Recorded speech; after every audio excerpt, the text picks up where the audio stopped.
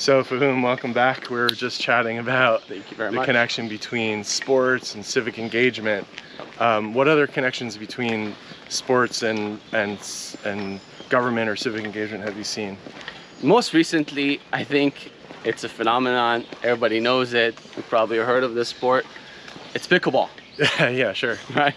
So pickleball, I think, is a game changer in how people connect, because it is an accessible sport where you don't need as much money to start playing it.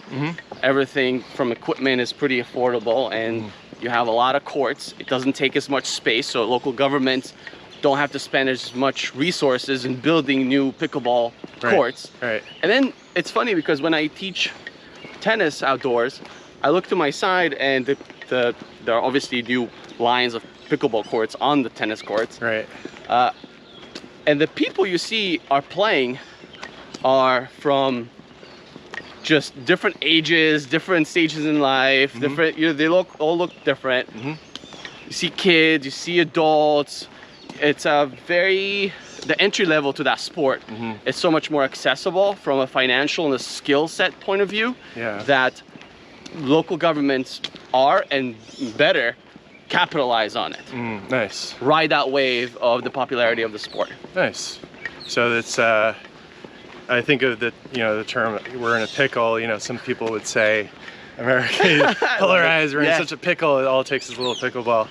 But I want to ask, I'm doing CivicList over taking walks in park, and you mentioned accessibility, and mobility and movement like this isn't always accessible to everybody, whether it's walking in the park or playing a sport. So what other types of movement, do you think or activity do you think people could do to kind of bridge those divides? Look, it's a good question. My experience is the activity of playing a sport. It's trying to make the sport as accessible as possible. I'm not sure about what other movements can can help. I'm sure that your guests will tell you more about other ingredients that would be helpful. Yeah. I just know that even in the sport that I played, tennis, it's not as accessible financially as other sports. One of the efforts that my family has made back in the Middle East is to try and raise money to provide scholarships for kids who couldn't otherwise afford it. To get equipment, to get lessons, to have the opportunities to step on the court. Right. So they can interact with someone that they wouldn't have otherwise been able to. Nice. So in terms of movements, are you talking about like social movements, or? Well, that's what's funny about the term, right? It has this, just like pickle has this double meaning, physical movement or social movement.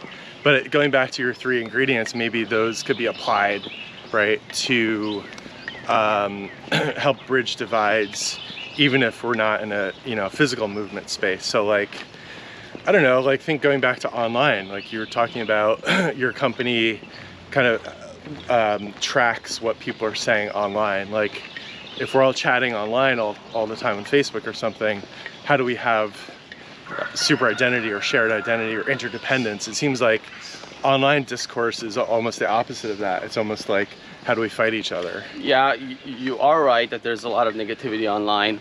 I myself, really experienced it, which is why I also decided to kind of step away from the whole social media part of things.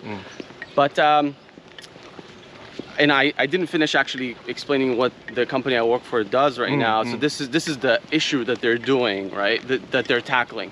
Is that people, it's hard to hear beyond the same 10 or 20 voices that are voicing their concerns. So the Zen City is a technology company that today services more than 300 local governments in the US. And that's the main issue that they're trying to tackle here and beyond the same 10 people, because it takes a lot of resources to do so, especially for small towns like this. So first, it does it in two ways. One, it scans public discourse to understand organically, to understand what people are talking about most, what they care about, how they feel about what they're talking about, and why they feel the way they do. So you have the organic component, and then you have the proactive component where you're actually going out to the community on the digital space, and both interacting with them on topics they're already discussing and you know, talking about, and also educating them on new topics that they haven't been exposed to before. You know, if it's downtown redevelopment, if it's building new tennis courts, pickleball courts, Sure, right? sure.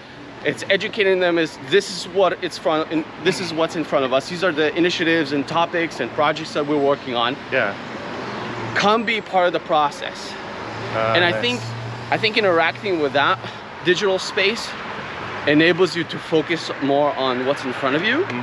Okay, and you know, what are the immediate needs of your immediate surroundings. Right. That it's you start building that more local community identity of you and I might be from different political you know, views, but we both want to see businesses succeed in you know, where we are. Yeah. We want to see the area flourish. Right. What would that look like? And then once you and I start interacting with that process, it creates a positive feedback loop of engaging and re-engaging. It's like, wow, this is great. I couldn't believe that I can you know, advise my local government that maybe this would be a good place for a downtown, or that place, these would be a good area for pickleball courts. Yeah. So Nice. being heard, talking about things, Yeah.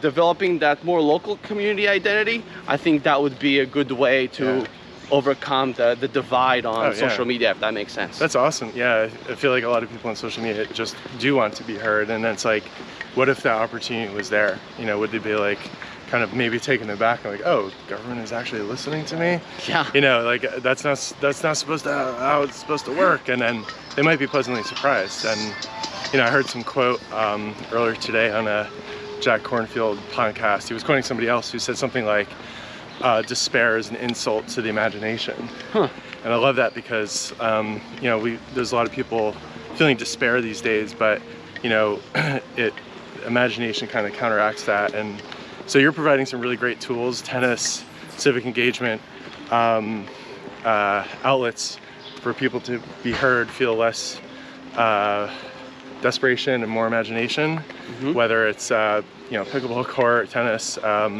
other forms of movement, getting together, and kind of superseding. I think about bridging those divides a lot, but also transcending those divides, superseding. Absolutely. So, and I think just to add one more thing is, one of my mentors in government technology, Steve McChesney, would say, you know, really engagement falls under 4 pillars. One is giving your community a way to be heard. 2, giving your administration a way to listen. 3, a way for your local government to take action, and ultimately 4, show results. Right. So if you're able to tackle these 4 components, you can create a more productive community. Amazing.